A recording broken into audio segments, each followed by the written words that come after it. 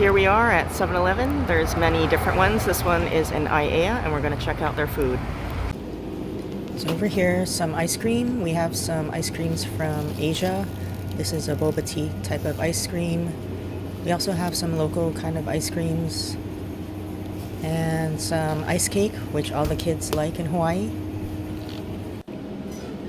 And you have your typical milkshake machines and your Slurpee machines.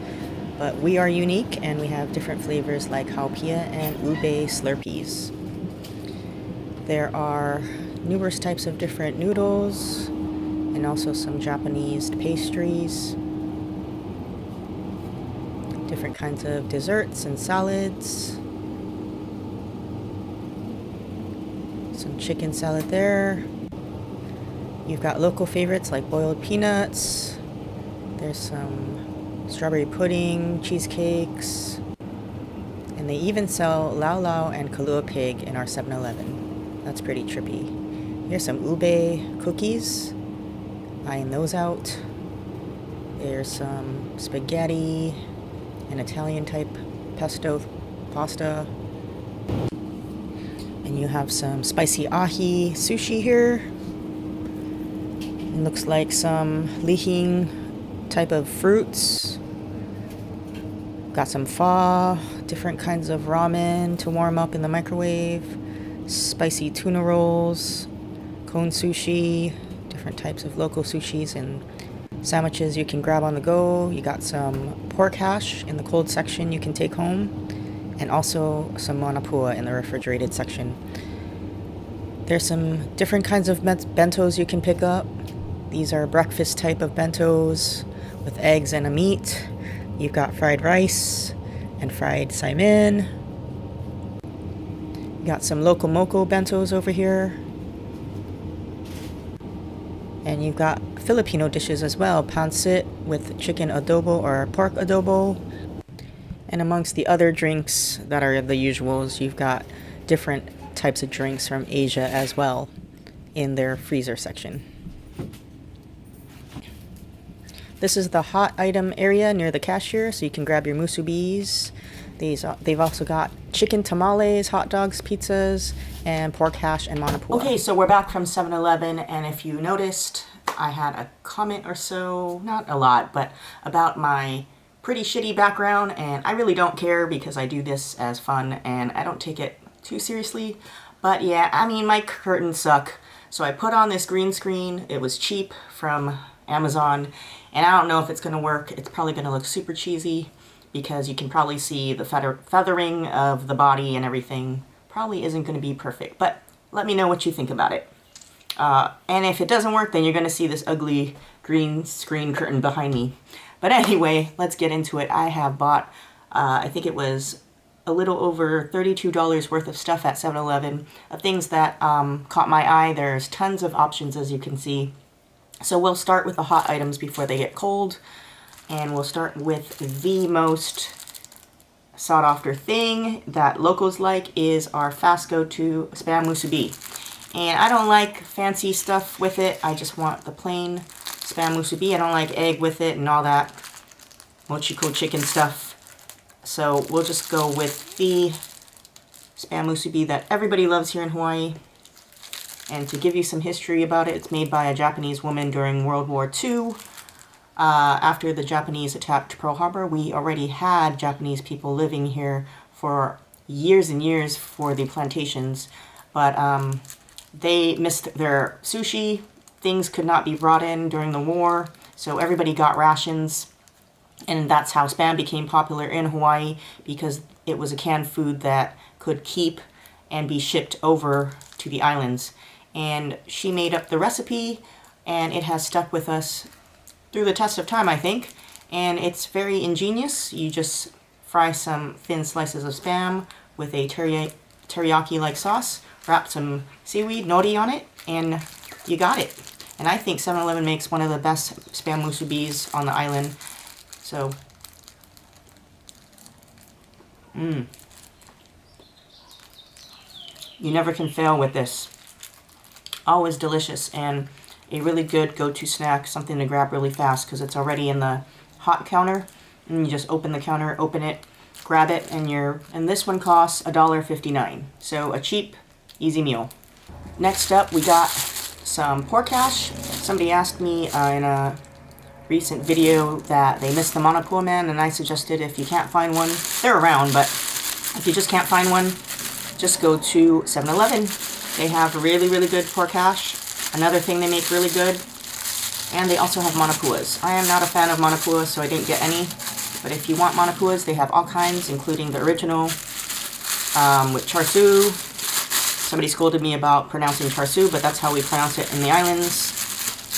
I don't speak Cantonese, so I guess it's cha siu. So this is pork hash. It's pretty much a pork dumpling that we eat in Hawaii. It's also, I guess, it's in dim sum, but this is something you get from the Manapua Man, and it brings a lot of nostalgia back to people. It's grounded up pork that's seasoned and wrapped around a wonton kind of wrapper, and we steam it. And I think 7-Eleven also does one of the best fast food type of pork hash that you can get. So if you're ever craving it, just go to 7-Eleven. They're always available hot. They're also in the cold section, which I showed, so you can take them home and microwave them on your own accord. Super good. Really tasty. And surprisingly, they put a lot of care in this for a 7-Eleven food. You taste a lot of pepper, like black pepper, and once in a while you get a little bit of crunch from water chestnuts. They're actually in here, so they actually put good ingredients in something that you can find in a 7-Eleven. They also sell shrimp shumai over there. They have different flavors for pork hash. They've got jalapeno flavored pork hash and all kinds of different stuff. So check out their hot counter right by the register and pick what you want. And you tell the lady what you want, or the guy, and they'll go get the hot food for you and package it up. And that's when they ring you up. And I believe for the pork hash, they're 79 cents each. So next is the oven roasted salmon. Again, you can get all of these dishes either in the hot or cold section. The cold section is usually for you to microwave yourself or to take home. And if you want to the hot aisle, it's because you're in a rush and you want to eat it right away and it's already heated up. So this one, it's pretty easy to open. It's a great on-the-go snack or lunch if you're in a hurry, because it's got this wrapper to hold it so your fingers don't get dirty. And same thing, same as the Spam Musubi, except a little different. Inside is shredded salmon with some, I think, seasoning, and you've got a triangle wrapped nori, the seaweed, around it. Really good flavor, very simple. You can tell it's fresh, it's not fishy and gross, because these things move very fast in our 7-Eleven. They're very popular items. But a nice salmon flavor. It's not dry. The rice is perfectly cooked. It's also not dried out. They find a way to wrap these things and package these things in such ingenious ways to keep them fresh. The rice is seasoned. It's not just plain rice. It's got a nice salty flavor to it. And the salmon is not stuffed in the middle. It's just put on the top in the middle. So it gives the rice a good flavor every time you take a bite. Again, super delicious. And for that salmon musubi, that was $1.79. Kind of getting thirsty, so went to that Slurpee machine, got myself, well, I really wanted the Ubae Slurpee, which I find so unique. That's so awesome. I love Ubae. But with my luck, I went to that machine, I started to pour my Slurpee, and then it got the error not ready button. So I got a little bit of Ubae, that's why my thing is pink, and I ended up getting the Haupia slushy. So I've been drinking it in the car. It's delicious. It does have a little bit of Ubae taste since I put a quarter of it in there. And mixed with the coconut Haupia, it actually tastes really good. You could probably mix and match it. But I will say, like any other Slurpee, it's very artificial tasting. It's just kind of like, I guess, like a strawberry or pineapple Fanta. It tastes good, but you know that it tastes fake. I don't know how to explain it, but it's good. And I like the design on this little Slurpee cup. It's very prominent to Hawaii. It's got cute little characters, a monkey, a cat, and a bunny, and it looks like a local girl, and they're all doing shakas. So that's really cool that you have your own Hawaii Slurpee cup. Alright, next is the 7-Eleven chicken adobo and pancit noodles. I'm telling you, we have the best stuff here that you can't find anywhere else. I think the only thing that could probably beat our 7-Eleven Hawaii is Korea and Japan's 7-Eleven. So our 7-Eleven has tons of different dishes from all over the different cultures of Hawaii.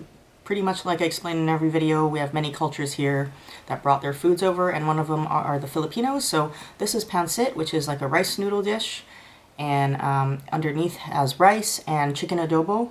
So very excited to taste this. I used to eat their breakfast a lot, their Filipino breakfast with longanisa. That's also really delicious. So we'll try this. Definitely not bad for 7-Eleven food. It's got good seasoning. The noodles aren't soggy. They're actually really good and al dente. And the green onion on top really gives it that boost of flavor. It gives it a really nice taste. Now let's taste the chicken. Same thing. Anything I've had from 7-Eleven that's actually packaged by them for food, it's always never been disappointing. Good, nice adobo vinegar flavor. I'm usually not a fan of vinegar, but it's not too vinegary. It's just got that right amount. It's not dry. It's very moist and tender chicken. Can't go wrong. If you're craving chicken adobo and Filipino food, just go to 7-Eleven. The rice underneath, it's okay. Some of the parts with sauce from the chicken, it's a little bit mushy and soggy, but overall it's a pretty good fast lunch if you can grab and go and you're out of there. And the nice thing is they give you these nice containers that your food comes in, so if you get interrupted or you want to just put it away because you can't finish it, you just pop it on and you're good to go. So for the chicken adobo and pancit noodles, it is $4.19 for this plate. Alright, now this one is actually, when I first saw it, I actually, in my mind, was like, gross. But this is the 7-Eleven pho. And it's got fresh basil in here, the Thai basil, some red onion, slices of beef, and the rice noodles. And I thought it was going to be terrible. This came out a couple of years ago, I would say maybe around 2017-ish. But I chanced it, and I got it, and it was wonderful. And I'll explain the secret of it, how they get it to not be soggy or nasty from just sitting there in the refrigerated section, but it totally works. But you have to microwave it, so I'll be right back. So you're supposed to microwave this for 2 minutes and 20 seconds about. The basil was fresh looking initially, but I think the microwave kind of killed it, but it's okay. The reason that it does not get soggy is they put the already gelatinized soup that's already refrigerated into the bowl. So it's not put in as a liquid, it's already kind of jellified. And that is what makes it still al dente, and it's pretty ingenious, and it doesn't slip around or spill in your car when you grab it until you microwave it and then it melts. So if you could smell this, it's actually not bad. It smells like what pho should smell like, all the spices, the cinnamon, the ginger, and everything. So we'll take a taste. It's pretty good. I mean, for 7-Eleven food, this would hit the craving spot of pho if you were in a rush and you can't find a pho restaurant and you can't have time to sit down and sit at a restaurant. Just grab one from 7-Eleven, microwave it, and you're good. So initially when I got it, it looked like one big clump of meat, but I guess they get stuck together, and if you kind of peel it apart, it's 3 really thin slices of beef. So you got pretty good beef ratio here, meat to soup and noodles. The addition of the real fresh Thai basil really gives this soup a pop, and it makes it so much more authentic. The only thing I would think about that's negative about it is it's not as big as a bowl of pho that you would get at a restaurant. So you're either going to have to get 2 or 1 and one of these and a snack. And that's what I would do. I would get this and maybe a couple of pork hash, because 1 would definitely not make me full if you're super hungry for lunch. It's a little bit small. The price for this is $4.59. Okay, the last entree before we move on to dessert is something I didn't try. It's kind of new. that came out. It's the premium pork Tonkatsu ramen. So we'll try it out. It's also made the same way in order to not make the noodles soggy. It's the gelatinous soup on the bottom. So give me a minute to microwave and I'll be right back. So as a disclaimer, I totally forgot, for both the pho and the tonkatsu or any ramen dish you get at Hawaii 7-Elevens, you do not add water. Like I said, they already have the soup in there, but it's just gelatinized. So if you put water in this, you're going to ruin everything and it's going to not have any taste. So I'm going to show you the before and after. This is what the pork ramen looked like before when you open it while it's cold. And this is what it looks like after you microwave it. All the soup comes out. So this really looks like really creamy broth. I'm not much of a ramen fan, like Japanese ramen. I'm more of a Salmon type of person, like the local ramen we have. But let's see what this is about. It's got a nice piece of egg in there and really thin slices of the pork, not too much meat, and some green onion. Not bad. The noodles are very al dente as well. I don't like noodles without chew, where they fall apart really quick. That's not something I like. So this is nice that they have got chew to them. I like the soup and the broth that coats the noodles. It's very, very delicious and flavorful. Actually, I'm really surprised. The portion of the meat is very, very tiny, but we'll take a try and see what it tastes like. It actually doesn't even look like pork. It's just like really flimsy, shaved pieces of meat. That's kind of negative. It's almost like pork skin or the grizzle and the junk part of the meat. I mean, it tastes okay, but you can tell they're not the choicest cuts of meat. So that's a bad part of this. Ugh. The egg, we'll give it a try. It's pretty much a simple egg, but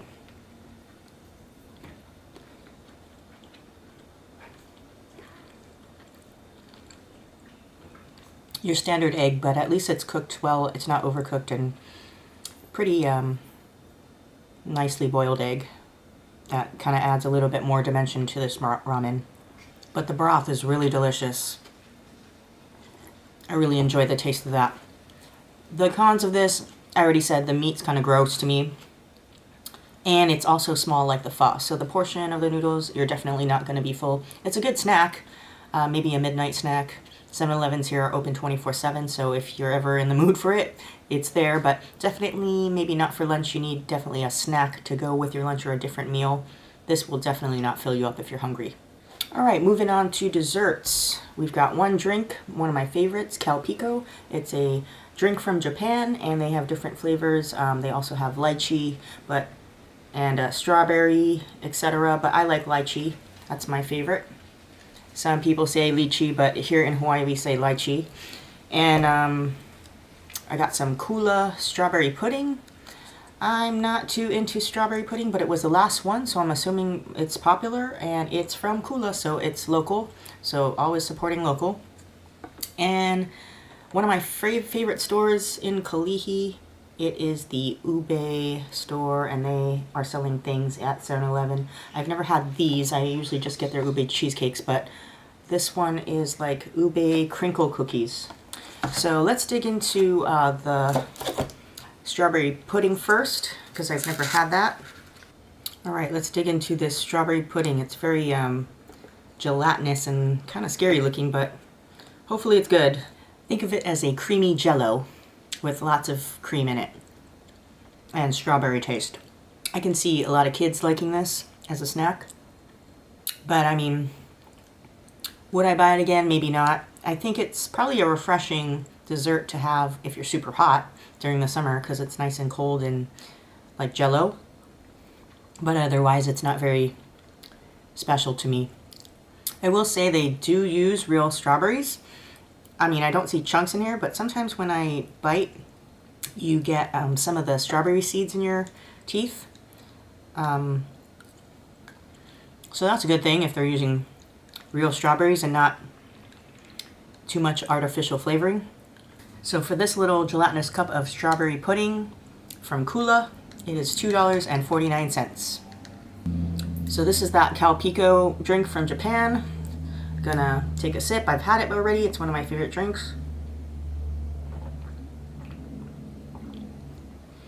If you're really into lychee, this is a great drink to have. It's nice and creamy if you've never had it and you're wondering. So it's kind of milky, but it's not totally like milk. It's almost got a little bit of carbonation with it, but it has the flavor of whatever it's advertising. So this one definitely has a very prominent lychee flavor. If you get the strawberry, you're going to get the same with that. They also have a plain, which is just a milky taste, and that comes in the blue label. But definitely try it if you've never tried out a Calpico. They're delicious. For this Calpico drink, it was $2.59. And last but not least is the Ubae Crinkle cookies. So we'll open it up.